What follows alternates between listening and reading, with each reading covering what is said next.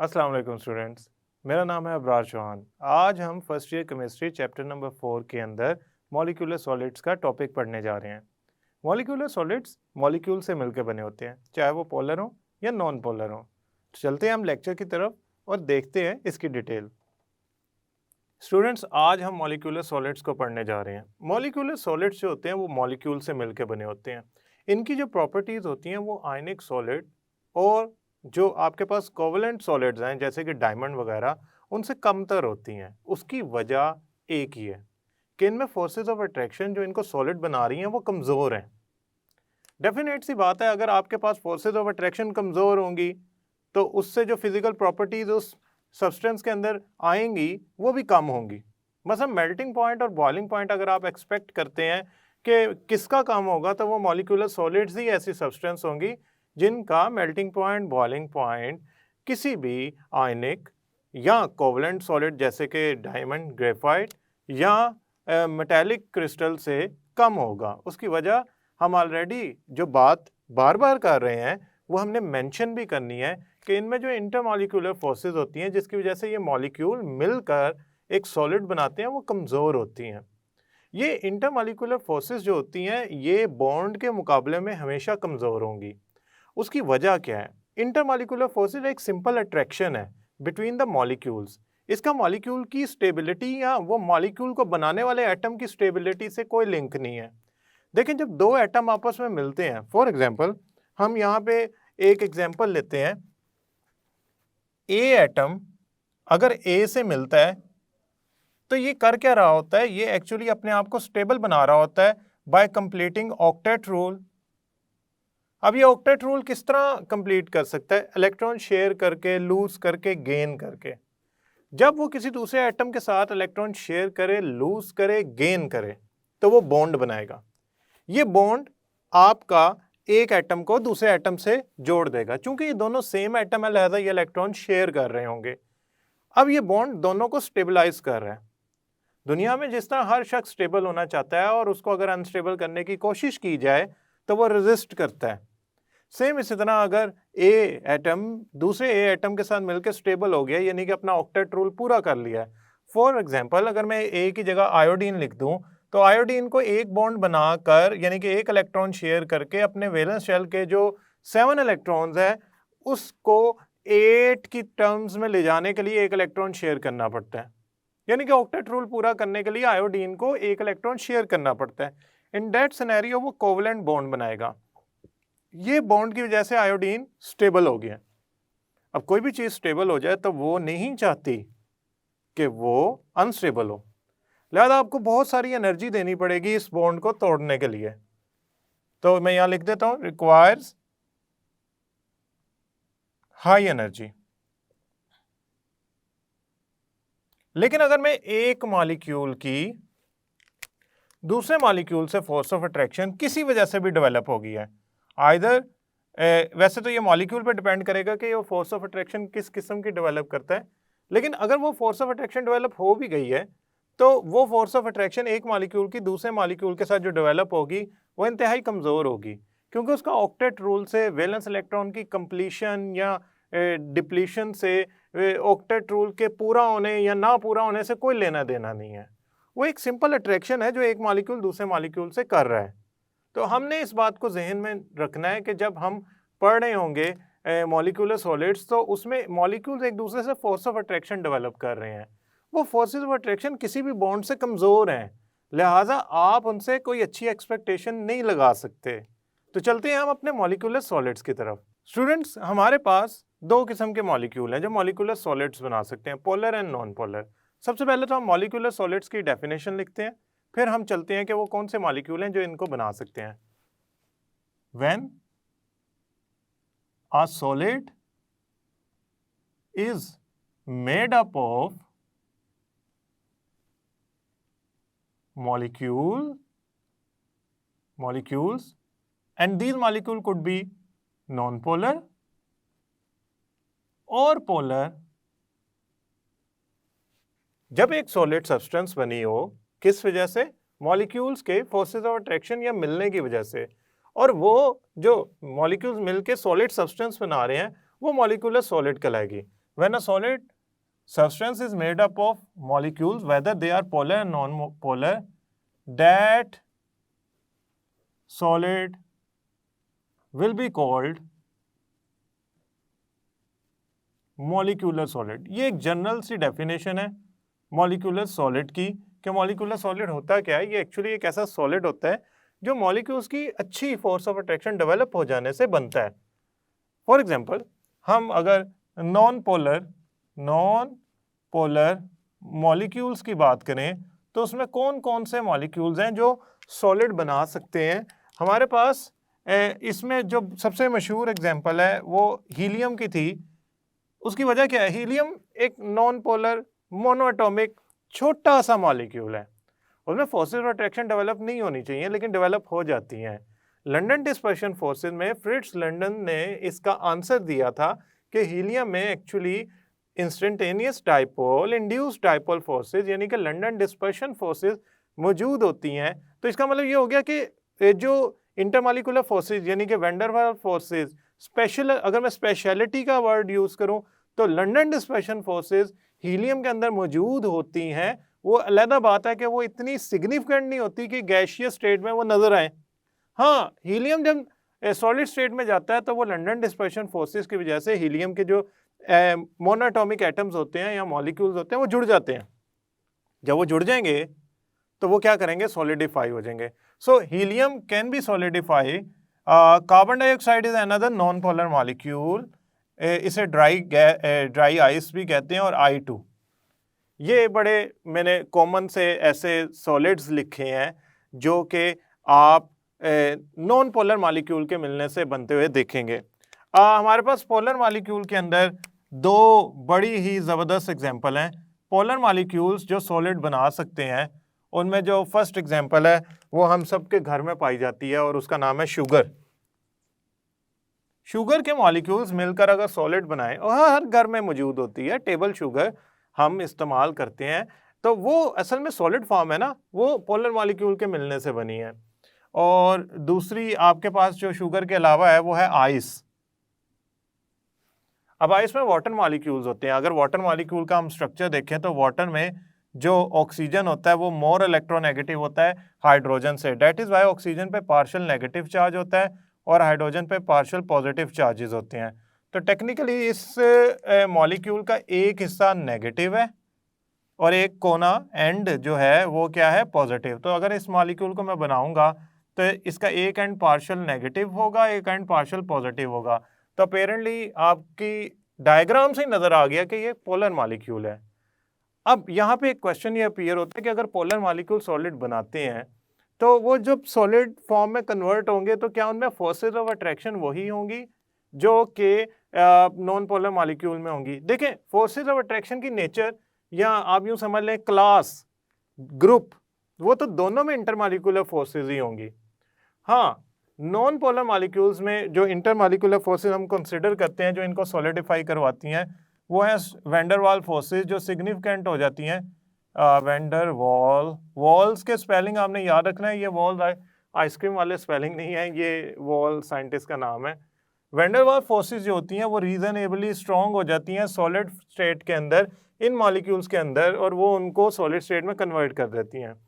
इनको solid state में convert करने के लिए जो फोर्सेस ऑफ अट्रैक्शन काम करती हैं वो डाइपोल फोर्सेस होती हैं, क्योंकि ये पोलर मॉलिक्यूल हैं। तो पोलर मॉलिक्यूल में डाइपोल फोर्सेस जो होती हैं वो स्ट्रॉन्ग इनफ होती हैं उनको सॉलिडिफाई करने में। आइस में डाइपोल से भी एक अच्छी फोर्स ऑफ अट्रैक्शन होती है जिसे हाइड्रोजन बॉन्डिंग कहते हैं। नेचर उसकी भी डाइपोल जैसी ही होती है, क्योंकि एक डाइपोल का एंड दूसरे डाइपोल को अट्रैक्ट कर रहा होता है, बस वो थोड़ा डाइपोल के मुकाबले में स्ट्रॉन्ग होता है। समहाउ यहाँ वैन डर वाल्स फोर्सेस, मसलन मैं अगर आयोडीन की बात करूँ तो उसमें जो वैन डर वाल्स फोर्सेस की मैं बात कर रहा हूँ वो लंदन डिस्पर्शन फोर्सेस है। सो यहाँ पे हम एक लंदन डिस्पर्शन फोर्सेस, यहाँ पे हम एक बात जरा थोड़ा सा स्पेसिफाई कर लें कि दोनों हैं इंटरमॉलिक्यूलर फोर्सेस जो मॉलिक्यूल्स के अंदर चाहे वो पोलर हो या नॉन पोलर हो एग्जिस्ट करती हैं, लेकिन कौन सी इंटरमॉलिक्यूलर फोर्स किस मॉलिक्यूल में एग्जिस्ट करेगी वो चेक करना पड़ेगा कि मॉलिक्यूल पोलर है नॉन पोलर है। अगर तो नॉन पोलर मॉलिक्यूल है then it will have the London dispersion force और वैन डर वाल्स फोर्सेस, और अगर तो वो पोलर मॉलिक्यूल है तो उसमें पोलैरिटी वाली फोर्सेज होंगी, यानी कि डाइपोल डाइपोल इंटरैक्शन होंगी या dipole dipole forces of attraction होंगी। तो आपने याद रखना है ये दो डिफरेंट फोर्सेज हैं जो इनमें एग्जिस्ट करती हैं। स्टूडेंट, यहाँ पे एक चीज़ जो हमने स्पेसिफाई की है वो ये है कि हमारे पास पोलर और नॉन पोलर मॉलिक्यूल दोनों मिलके सॉलिड फॉर्म में कन्वर्ट हो सकते हैं, सॉलिडिफाई हो सकते हैं। लेकिन ना इसके बावजूद के पोलर मॉलिक्यूल की फोर्सेज ऑफ अट्रैक्शन स्ट्रॉन्ग होंगी, नॉन पोलर मॉलिक्यूल्स की फोर्सेज ऑफ अट्रैक्शन यानी कि इंटरमॉलिक्यूलर फोर्सेज वीक होंगी। इसके बावजूद वो दोनों इतनी सिग्निफिकेंट नहीं होंगी कि वो आयनिक बॉन्ड या कोवलेंट बॉन्ड को जाके टक्कर दे सकें या उसके लेवल की प्रॉपर्टीज शो कर सकें। सो इनसे जो भी प्रॉपर्टीज की आप एक्सपेक्टेशन लगाएंगे वो इंतहाई थोड़ी होंगी। फॉर एग्जाम्पल, सबसे पहली प्रॉपर्टी है they are not hard, they are soft. अगर आप इनको दबाएंगे तो ये कंप्रेस होने की कोशिश में होंगे। उसकी वजह क्या है? फोर्सेज ऑफ अट्रैक्शन वीक है। फोर्सेज ऑफ अट्रैक्शन वीक होने से ये कंप्रेशन को रिस्पॉन्ड करती हैं। अगर तो ये होता आयनिक बॉन्ड तो ये हार्ड होता, ब्रिटल होता, लेकिन ऐसा नहीं है। They are somewhat compressible and they are somewhat soft as compare to ionic और कोवलेंट बॉन्ड। सीधी सी बात है, इनकी जो इंटरमॉलिक्यूलर फोर्सेज हैं वो वीक हैं, तो आप इनसे नहीं एक्सपेक्ट कर सकते हार्डनेस, टफनेस, स्ट्रॉन्गनेस, अच्छी मैकेनिकल प्रॉपर्टीज। मेल्टिंग पॉइंट और बॉइलिंग पॉइंट, देखिए melting point and boiling point indirect measure of intermolecular forces, indirect measure. अब आप सोचे होंगे ऐसी कौन सी साइंस है कि इंटरमॉलिक्यूलर फोर्सेस की जो स्ट्रेंथ है वो बॉइलिंग पॉइंट और मेल्टिंग पॉइंट से आइडिया हो जाए। देखें, वाटर का मैंने एक बात कही थी कि वाटर के अंदर जो इंटरमॉलिक्यूलर फोर्सेज हैं यानी कि हाइड्रोजन बॉन्डिंग, वो किसी भी इंटरमॉलिक्यूलर फोर्स से स्ट्रॉन्ग होती हैं, चाहे वो लंदन डिस्पर्शन फोर्स बड़े मैं मॉलिक्यूल की बात कर रहा हूँ, चाहे वो मैं बात कर रहा हूँ पेंटेन की बात कर रहा हूँ, ब्यूटेन की बात कर रहा हूँ, जो वाटर में वाटर के मुकाबले में ज़्यादा मॉलिक्यूलर मैस रखते हैं। बात यूँ है कि जब इंटरमॉलिक्यूलर फोर्सेस स्ट्रॉन्ग होती है ना तो मॉलिक्यूल्स इजीली बॉयल नहीं कर सकते, इजीली मेल्ट नहीं होते। उसकी वजह यह है कि स्ट्रॉन्ग इंटरमॉलिक्यूलर फोर्सेस उनको जोड़ के रखती है। बॉयलिंग का मतलब क्या है कि लिक्विड का बॉयल होके वेपर स्टेट में कन्वर्ट हो जाना। कब? जब उसका वेपर प्रेशर एक्सटर्नल प्रेशर के इक्वल हो। जब लिक्विड बॉयल होता है तो उसके मॉलिक्यूल एक दूसरे से अलग हो जाते हैं, फोर्सेस ऑफ अट्रैक्शन तोड़ देते हैं। बॉइलिंग पे लिक्विड स्टेट एनर्जी एब्जॉर्ब करती है, उस एनर्जी को यूज करती है इंटरमॉलिक्यूलर फोर्सेस तोड़ने के लिए। अगर किसी का बॉइलिंग पॉइंट ज्यादा है तो it means it requires higher amount of energy to break intermolecular forces. For example, अगर आप आइस को मेल्ट करना चाहते हैं तो 0 डिग्री पे मेल्ट होगी। आइस को बॉयल करना चाहते हैं तो आप इससे कोई खास कम वैल्यू 20-30 नहीं 100 डिग्री पे ये बॉयल होता है लिक्विड वाटर का। तो मेल्टिंग पॉइंट इनका बहुत कम होता है और अगर इनको लिक्विड स्टेट में कन्वर्ट कर दिया जाए तो इनका बॉइलिंग पॉइंट भी कम होता है। इनकी जो सब्लिमेशन की हीट ऑफ सब्लिमेशन होती है वो भी कम होती है। आयोडीन चूंकि सब्लिमेशन करता है, एक कार्बन डाइऑक्साइड भी सब्लाइम करती है, तो हीट ऑफ सब्लिमेशन की बात करूं या फिजिकल प्रॉपर्टीज की बात करूं। सॉलिड्स हैं तो मैं सिर्फ मेल्टिंग पॉइंट की बात करूंगा, चूंकि इसमें मैंने इंटरमॉलिक्यूलर फोर्सेस का रेफरेंस देना था, लिहाजा मैंने बॉइलिंग पॉइंट भी साथ लिख दिया। अगर आप एग्जाम में सिर्फ मेल्टिंग पॉइंट को रेफरेंस बना के बताएंगे कि इनके मेल्टिंग पॉइंट कोवलेंट और आयनिक कंपाउंड से कम होते हैं क्योंकि इंटरमॉलिक्यूलर फोर्सेस वीक होती हैं, जैसे कि किसी भी पोलर या नॉन पोलर मॉलिक्यूल का जो मेल्टिंग पॉइंट है वो कम होगा आयनिक कंपाउंड से। डायमंड का जो मेल्टिंग पॉइंट होता है वो 3400 डिग्री की रेंज में होता है। इनको तो वहां तक पहुंचेंगे नहीं, ये तो डिकम्पोज हो जाएंगे उससे पहले। Conductivity, students they are very bad conductor, very bad conductor. अब क्वेश्चन ये अपीयर होता है कंडक्टिविटी इनकी बैड क्यों है। कंडक्टिविटी इस बात पर डिपेंड करती है कि फ्री इलेक्ट्रॉन्स हैं, नहीं है तो कंडक्टर होगा, नहीं होगा। Since molecular solids do not have free electrons, so they are not good conductors, they are bad conductors। आप कंडक्टिविटी के लिए इनको यूज नहीं कर सकते। solubility, now this is something we need to separate into two parts। अगर तो आपका molecular solid non polar molecule के मिलने से बना है, फॉर एग्जांपल आयोडीन, तो ये वाटर में डिसॉल्व नहीं होगा, ये पोलर मॉलिक्यूल्स में डिसॉल्व नहीं होगा, पोलर सॉल्वेंट में डिसॉल्व नहीं होगा। ये किस में डिजोल्व होगा? नॉन पोलर सॉल्वेंट में। अब बात यूं है कि सॉल्युबिलिटी का एक सिंपल प्रिंसिपल है, लाइक डिजोल्व लाइक। सेम चीजें सेम चीजों को हल करती हैं, मिलती जुलती चीजें आपस में हल होती हैं। आयोडीन नॉन पोलर मॉलिक्यूल है, तो आप इसे वाटर में यानी कि पोलर सॉल्वेंट में हल करने की कोशिश करेंगे, नहीं होगा। आप इसको नॉन पोलर सॉल्वेंट्स में हल कर सकते हैं। नॉन पोलर सॉल्वेंट्स में हमारी कौन कौन सी सॉल्वेंट आती हैं? ईथर आती है, एंजीन आता है, कार्बन टेट्राक्लोराइड वगैरह आते हैं। पोलर मॉलिक्यूल्स जो होते हैं they are readily soluble in water. For example sugar solid जो है वो वाटर में डिजोल्व हो जाता है। सो पोलर मॉलिक्यूल जो होते हैं वो पोलर सॉल्वेंट में हल होते हैं और non polar molecule non polar solvent में हल होते हैं। पोलर सॉल्वेंट की एग्जांपल है वाटर। अब हम क्या करते हैं कि हम एक मॉलिक्यूलर सॉलिड को स्टडी करते हैं, उसका स्ट्रक्चर देखते हैं। अब हम एक मॉलिक्यूलर सॉलिड लेते हैं आयोडीन। आयोडीन जो होता है I2, इसमें I2 के मॉलिक्यूल वैन वाल फोर्सेस के जरिए दूसरे I2 के मॉलिक्यूल के साथ जुड़े होते हैं और वो एक सॉलिड फॉर्म में कन्वर्ट होते हैं। आयोडीन तो लेबोरेटरी में हम अक्सर यूज भी करते हैं। वो आयोडीन का जो स्ट्रक्चर होता है यूनिट सेल का वो क्यूबिक होता है। तो यहां हम लिखते हैं structure of iodine solid. Student, iodine solid जो होता है वो I2 नॉन पोलर मॉलिक्यूल से मिलके बना होता है। इनमें वैंडरवाल फोर्सेस जो होती हैं वो डिस्पर्शन फोर्सेस होती हैं। पूरा नाम क्या था? London dispersion forces. कुछ बुक इसे लंदन फोर्सेस भी रेफर करती हैं, तो आपने घबराना नहीं है कि अगर इसको कहीं लंदन फोर्सेस लिख दिया जाए, कहीं डिस्पर्शन फोर्सेस लिख दिया जाए। जहाँ भी लंदन फोर्सेस या डिस्पर्शन फोर्सेस लिखा होता है वो समझ जाएं कि वो एक ऐसी इंटरमॉलिक्यूलर फोर्स है जो कि लंदन डिस्पर्शन फोर्स या instantaneous dipole induce dipole force को रिप्रेजेंट कर रही है। इसमें फोर्सेस ऑफ अट्रैक्शन जो होती हैं सॉलिड में वो इतनी स्ट्रांग नहीं होती कि वो आयनिक और कोवलेंट बॉन्ड का मुकाबला कर सकें। समहाउ इसकी जो शेप होती है आयोडीन क्रिस्टल के यूनिट सेल की वो क्यूबिक होती है और स्पेसिफाई किया जाए तो फेस सेंटर्ड क्यूबिक होती है। इसको मैं एनालाइज करवाता हूं आपको। हर कॉर्नर पे वन आयोडीन का मॉलिक्यूल होता है और फेस सेंटर में भी आयोडीन का एक मॉलिक्यूल होता है। अब देखते हैं इसको। देखें, मैंने स्ट्रक्चर के लिए दो फेसेस ड्रा किए हुए हैं, front face of cube, back face of cube. तो अभी मैं इनको नहीं, मैं अभी आपको जनरल बताता हूं। देखें, ये एक फ्रंट फेस है। अब होगा यूं कि जो आयोडीन का मॉलिक्यूल है ना, एक इस कॉर्नर पे होगा, एक इस कॉर्नर पे होगा। ये मैं दो इसलिए बना रहा हूं क्योंकि दिस इज I2 एक्चुअली।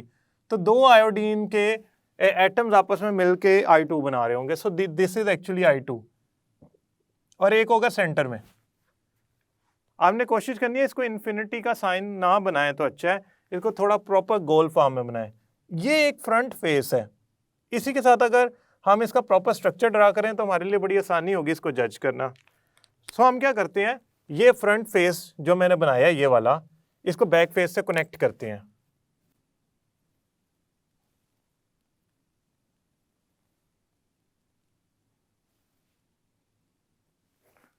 और हम क्या करते हैं, हर कॉर्नर पे आयोडीन का I2 लगा देते हैं। पहली बात है, ये एक आयोडीन की दूसरे आयोडीन से जो फोर्स ऑफ अट्रैक्शन है इंटरमॉलिक्यूलर फोर्स है, ये बॉन्ड नहीं है। ये भी I2 है, ये भी I2 है, ये भी I2 है, ये भी I2 है, ये भी I2 है, ये भी I2 है।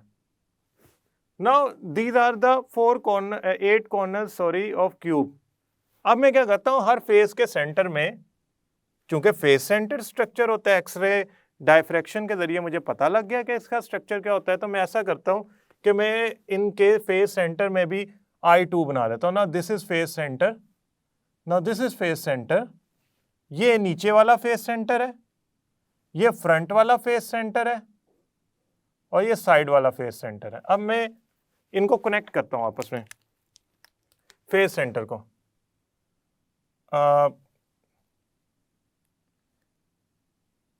ये इससे कनेक्ट हो गया, ये इससे कनेक्ट हो गया, ये इस तरह कनेक्ट हो गए और ये इससे कनेक्ट हो गया। नाउ ये मैंने इनके साइड फेसेस वाले आपस में कनेक्ट कर दिया। नाउ मैं ऐसा करता हूँ, ये कनेक्ट करता हूँ इससे, ये मैंने रिमूव कर दिया और मैं इसको थोड़ा सा मिड में बना लेता हूँ यहाँ पे। Okay fine, this is front face. इसके बैक फेस पे भी होगा, वो बाद में बनाते हैं क्योंकि वो कंफ्यूजन क्रिएट करेगा।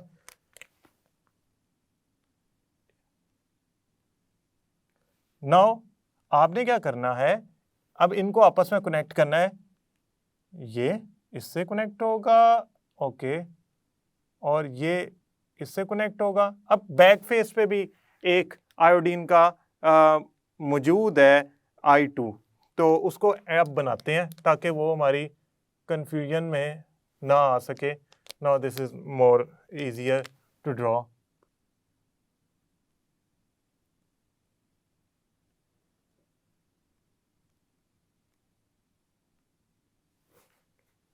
ओके, अब आप देख रहे हैं कि ये दिखने में थोड़ी सी टेढ़ी लगी हैं लाइनें, बट अपेरेंटली इनको हम थोड़ा सा अगर रिफर्बिश कर लें तो ये स्ट्रेट लाइंस बन सकती हैं। लेकिन समहाउ ये एक स्ट्रक्चर बना है।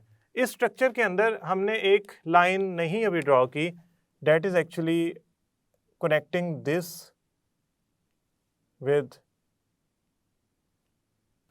ये मैंने रिमूव किया ताकि मैं इसको प्रॉपरली कनेक्ट कर सकूं इसके साथ। नाउ स्टूडेंट्स, हम क्या करते हैं, आयोडीन के स्ट्रक्चर को एनालाइज करते हैं in terms of our animation. ये आपके सामने आयोडीन का एक स्ट्रक्चर है, ये फ्रंट फेस है क्यूब का, वो बैक फेस है। इनको कनेक्ट करेंगे तो एक प्रॉपर क्यूब बन जाएगा। इस प्रॉपर क्यूब के 8 कॉर्नर्स हैं, ऑक्टा 8 कॉर्नर्स वाला क्यूब है ये। हर कॉर्नर पे एक I2 का मॉलिक्यूल है।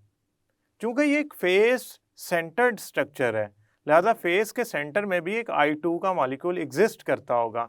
वो I2 के मॉलिक्यूल हर फेस के मिड में हम लगा देते हैं, सेंटर में हम लगा देते हैं। वो सेंटर में जो I2 के मॉलिक्यूल्स लगे हैं वो फेस सेंटर का हिस्सा बन जाएंगे। अब आपने करना क्या है, आपने करना ये है कि आपने इन सारी लाइंस को कनेक्ट कर देना है। जब आप इन सारी लाइंस को कनेक्ट कर देंगे तो आपके पास एक फेस सेंटर्ड I2 का क्रिस्टल बन जाएगा। नाउ स्टूडेंट्स, एक बात हमने जो देखनी है वो ये है, एक बड़ी इंपॉर्टेंट बात है कि I2 जब सॉलिड स्टेट में होता है, जब I2 सॉलिड स्टेट में होता है तो I2 का जो बॉन्ड लेंथ होती है वो होती है 271.5 पिकोमीटर। लेकिन अगर मैं इस I2 को वेपराइज कर दूं, यानी कि I2 के मॉलिक्यूल सॉलिड स्टेट से उठा के वेपर स्टेट में ले जाऊं, तो I2 का जो बॉन्ड लेंथ होगी वो होगी 266.6 पिकोमीटर।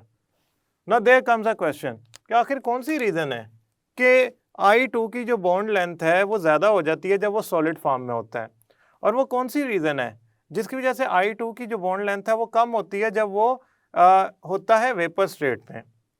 असल में जब वो सॉलिड स्टेट में होता है तो I2 का एक molecule van der Waals forces की वजह से दूसरे मॉलिक्यूल के इलेक्ट्रॉनिक क्लाउड को डिस्पर्स कर रहा होता है, खींच रहा होता है, अट्रैक्शन डेवलप हो रही होती है एक मॉलिक्यूल की दूसरे मॉलिक्यूल से।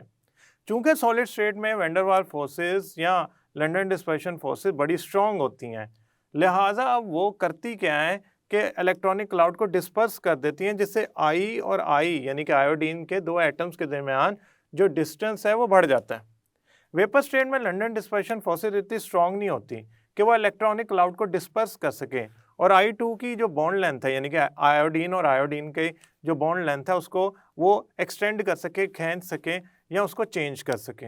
सो सॉलिड स्टेट में वैन डर वाल्स फोर्सेस के ज़्यादा होने की वजह से जो लंडन डिस्पर्शन फोर्सेस हैं उनके ज़्यादा होने की वजह से, जिसे इंटरमॉलिक्यूलर फोर्सेस कहते हैं, जो इलेक्ट्रॉनिक क्लाउड है वो डिस्पर्स हो जाता है और उसकी डिस्पर्शन से जो बॉन्ड लेंथ ऑफ I2 है वो इंक्रीज कर जाती है। चूंकि हमारी बुक में ये वैल्यूज़ गिवन है और हमें इसको थोड़ा सा एलैबोरेट करना चाहिए, तो मैंने आपको इसका एक स्ट्रेट फॉरवर्ड सा आंसर बताया है कि अगर ये सॉलिड स्टेट में बॉन्ड लेंथ इसकी ज़्यादा तो उसकी वजह डिस्पर्शन ऑफ इलेक्ट्रॉनिक क्लाउड है, डिस्पर्शन क्यों ज़्यादा हुई है? क्योंकि वैन डर वाल्स फोर्सेस ज़्यादा हैं।